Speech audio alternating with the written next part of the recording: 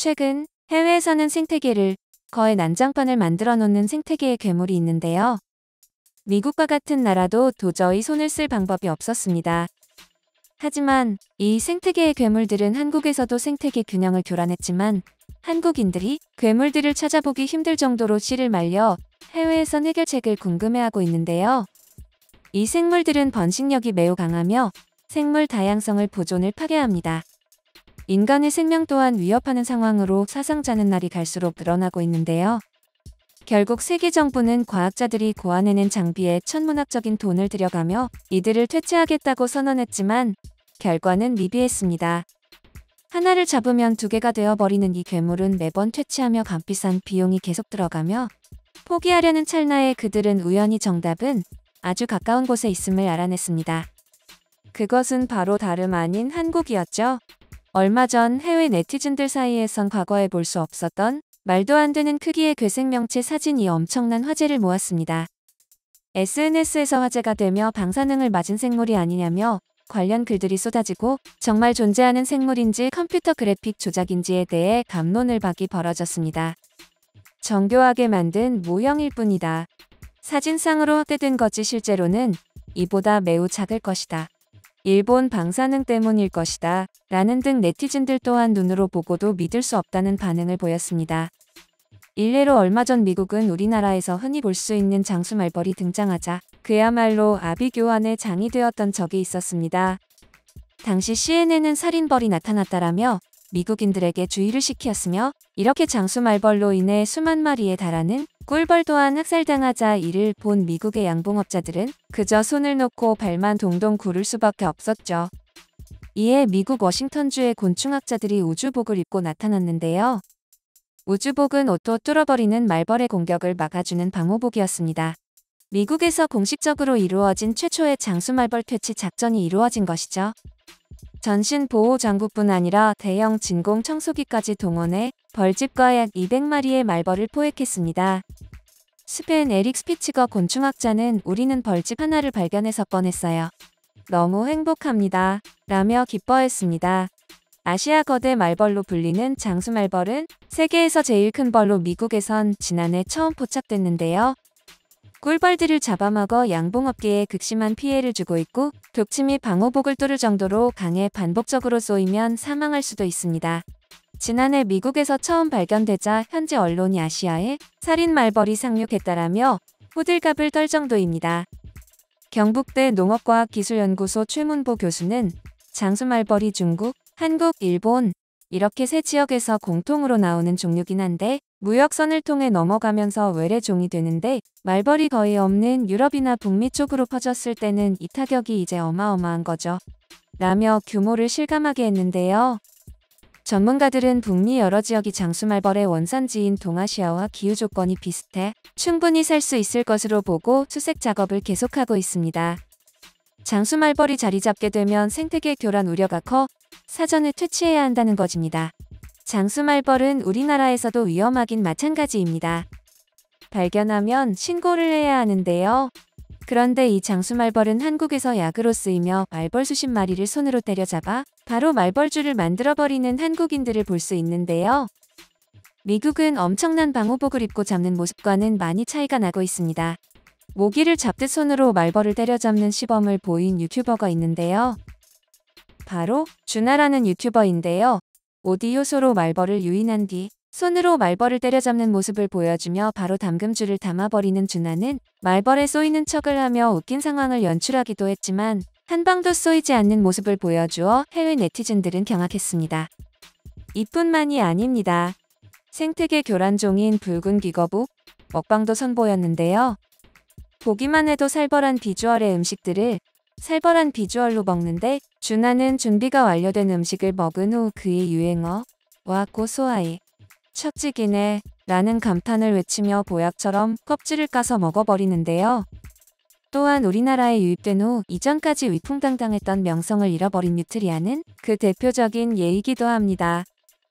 사실 뉴트리아는 남미와 북미, 유럽, 아시아, 심지어는 아프리카까지 대륙을 넘나들며 생태계를 위협하는 것으로 악명을 떨쳤던 세계적인 생태계 교란종이었는데요.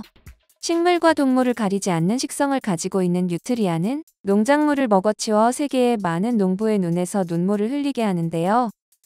한국도 예외는 아니었습니다.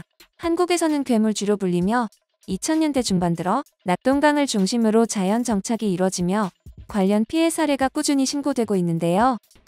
설치류답게 번식 능력이 뛰어나 연중 번식이 가능하며 특히 늦겨울과 초여름에 번식이 활발하며 식욕도 왕성해 서식지 근처 경작지의 벼나 보리, 과일 등을 먹어치워 농가에 피해를 주고 있습니다. 식물 뿌리 등 자신이 좋아하는 특정 부위만 파먹고 나머지는 버려 썩어버리게 만드는데요.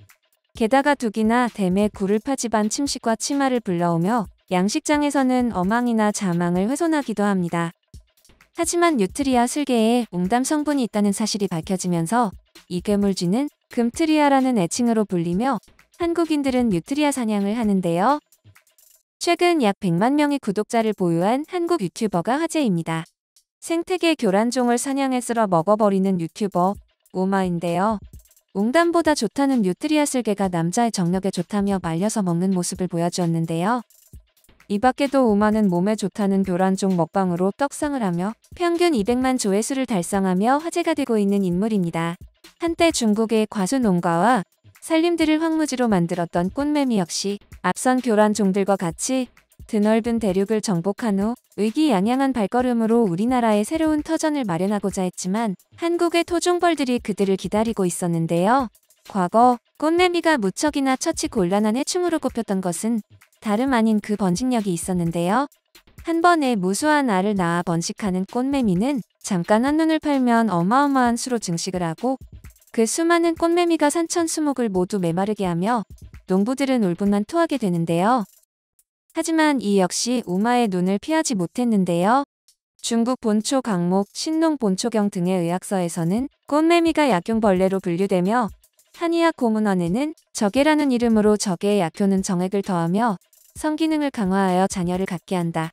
또한 발기부전 치료에도 탁월한 효과가 있다라며 바로 사냥 후 음식을 만들어 먹는 모습을 보여주었습니다.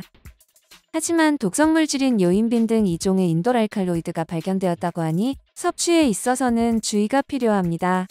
다음 괴물은 1973년 박정희 정부 시절 새마을운동 때 식용으로 들여왔으나 장사가 잘 안되어 가게 주인들이 저수지해버리는 바람에 생태계에 유입이 시작된 황소개구리는 교과서에 실릴 정도로 유명한 생태교란종의 조상격인데요.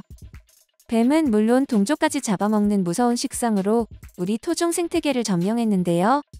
사실 북미에서는 황소개구리가 먹이사슬의 하위 종이었지만 황소개구리가 원래 살던 미국 동부와 한국의 기후가 비슷하므로 한국에 빠르게 적응하며 최대 4만 개 정도의 알을 낳을 수 있는 무시무시한 번식력을 바탕으로 한국 생태계의 최강 포식자가 될 수 있었다고 합니다. 하지만 우마와 준하에게는 한 주먹거리도 안 되는 먹방거리가 되고 마는데요. 황소개구리 또한 정력에 좋다고 알려지면서 몸값이 오르고 한국에서 씨가 말라가고 있다고 합니다. 이처럼 어찌 보면 괴팍하게까지 느껴지는 한국인, 그리고 우리나라의 새로운 터전을 잡고자 들어온 외래종들에게는 한국에서의 삶은 녹록지 않다 라는 걸 몸소 보여주며 멋모르고 들어온 이들에게 지옥의 난이도를 체험시켜준 것이죠. 반대로 이러한 한국의 빡센 환경에서 열심히 살다 해외로 넘어간 종들은 마치 자신들의 세상을 만난 듯 미친 듯이 날뛰는 모습을 보여주며 그렇게 외국인들에게 공포의 존재로 각인되기 일쑤였는데요. 앞서 말씀드렸던 미국의 장수말벌의 경우 우리나라에서는 시큼한 냄새에 이끌리는 말벌의 특성을 이용한 손쉬운 막걸리 덫 하나로 이들을 가볍게 퇴치해왔었는데요. 하지만 말벌의 기세에 눌린 미국은 살인 말벌이라는 호칭을 붙인 것에 더해 말벌을 퇴치할 때 천문학적인 금액의 장비를 개발하고 이용해 이를 겨우겨우 잡아내는 모습을 보이기도 했습니다. 이쯤 되면 한국의 생태계가 일반적인 다른 나라의 생태계와는 차원이 다르다는 것을 느끼실 법한데요. 그런데 최근에는 이러한 생태계의 무덤이라는 별명의 마침표를 찍어주는 일들이 있습니다. 지난 9일 충청남도에서 오래된 생태계 교란종이던 베스와 블루기를 이용해 쥐포를 만들어버린 것인데요. 호수와 댐, 하천 등에 정착해 새우류와 잉어, 치어를 닥치는 대로 잡아먹으며 폭발적으로 개체수를 늘렸던 베스는 사실 외래종들의 무덤인 우리나라에서조차 오랫동안 골칫덩어리와 같은 존재였습니다. 개체수는 많으나 막상 잡으면 쓸데가 없고 기껏해야 낚시꾼들의 손맛이나 느끼게 해주는 배스였기에 폐기 처분을 하는 데에만 무려 수십억 원이 소모되었기 때문입니다.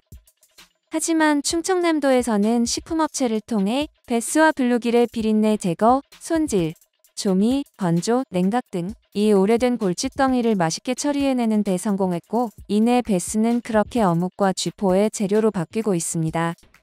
심지어 이렇게 만든 가공식품의 맛을 블라인드 테스트한 결과 기존 시중에 판매 중인 어묵과 쥐포보다 더 고소하고 맛있다는 결과입니다.